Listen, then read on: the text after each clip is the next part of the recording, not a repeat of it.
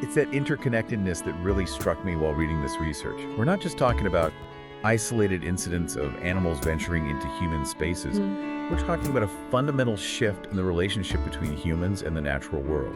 And that shift has consequences. We're seeing it in the rise of zoonotic diseases like COVID-19 and Ebola, which are linked to closer human-wildlife interaction. We're seeing it in the decline of pollinators like bees and butterflies, which are essential for food production. It's a sobering reminder that our actions have ripple effects. Precisely. And those ripple effects can impact the very systems that sustain us. Clean air, water, fertile soil. It's a wake-up call to reevaluate our role on this planet. So if we zoom out from the specific examples and strategies we've discussed, what's the one big takeaway you want our listeners to walk away with? If I had to distill it down to one key message, it would be this. The choices we make, individually and collectively, have a profound impact on the balance of nature. And by making conscious, informed choices, we can contribute to a future where humans and wildlife can thrive together. It's a message of hope amidst all the challenges. It is, because despite the dire statistics and alarming trends, there's also a groundswell of awareness, innovation, and action happening around the world. People are coming together to find solutions to restore habitats, to protect endangered species, and to build a more sustainable future. And that's a powerful force for change. But before we get too carried away with optimism, let's turn our attention to some of the ethical dilemmas and philosophical questions that arise from this complex issue. We'll explore the concept of animal rights, the ethics of conservation, and the challenges of balancing human needs with the needs of other species. We've covered a lot of ground in this deep dive, right? We have, exploring the complexities of man-animal conflict. The consequences. And the diverse range of solutions being implemented. Around the world. Absolutely. But before we wrap up, I think it's important to kind of delve into some of the deeper, more philosophical questions this issue raises. You're right. Like, when we talk about human-wildlife conflict, we inevitably touch on some profound ethical considerations. It forces us to examine our relationship with the natural world and grapple with our responsibilities to other species. For instance, is it always accurate to frame these encounters as conflict?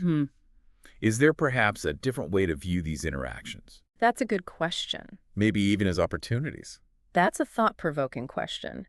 It challenges us to consider alternative perspective. Like what?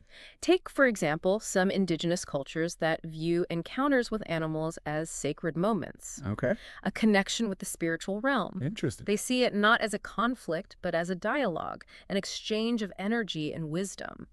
So the way we frame these encounters can shape our entire approach to them. Exactly. Right. If we approach it solely as a conflict, our solutions tend to focus on separation, control, and dominance. Makes sense. But if we can shift our perspective to see these encounters as opportunities for learning, adaptation, and even collaboration, it opens up a whole new realm of possibilities. That brings us to the concept of animal rights. Yeah.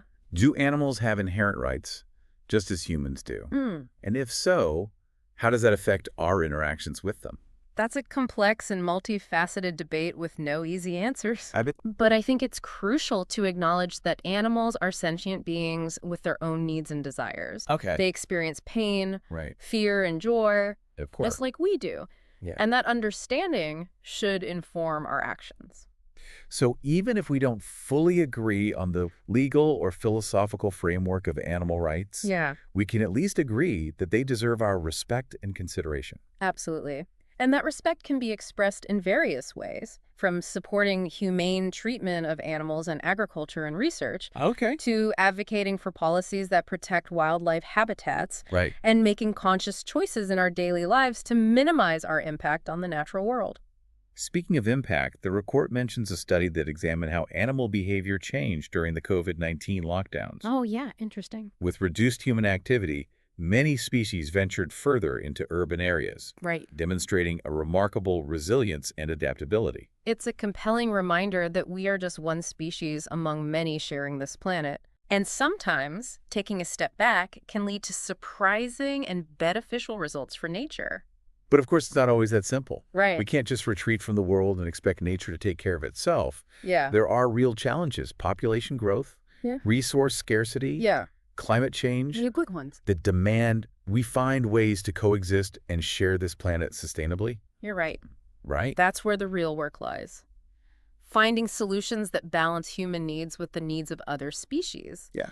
developing technologies and practices that minimize our environmental impact, Right. and cultivating a sense of interconnectedness and responsibility, recognizing that our actions have consequences that extend far beyond ourselves. We started this deep dive by talking about Mission Green by Project Plain Talk. Mm-hmm. And I think their focus on sustainable solutions really resonates with everything we've discussed today. I agree. It's about finding that delicate balance, Yeah. that harmonious coexistence. Absolutely. Like- It's about recognizing that the well-being of all species, including our own, is intertwined. We're all connected. We need to move beyond the mindset of us versus them and embrace a more holistic approach to conservation. So as we wrap up this exploration of man-animal conflict, what's the one thought-provoking question you'd like to leave our listeners with? If wildlife can thrive in the absence of humans, as we've seen in places like Chernobyl, Right. what does that say about our role on this planet? Good question. Are we stewards or are we disruptors? And what kind of legacy do we want to leave for future generations, both human and animal? That's a powerful question to ponder. It is. And it's one that each of us needs to grapple with as we navigate our relationship with the natural world. Absolutely. Thank you for joining us on this deep dive. Thanks for having me. We hope it sparked your curiosity and inspired you to learn more about this critical issue. It's a critical one. Because ultimately, the future of our planet depends on it. It really does.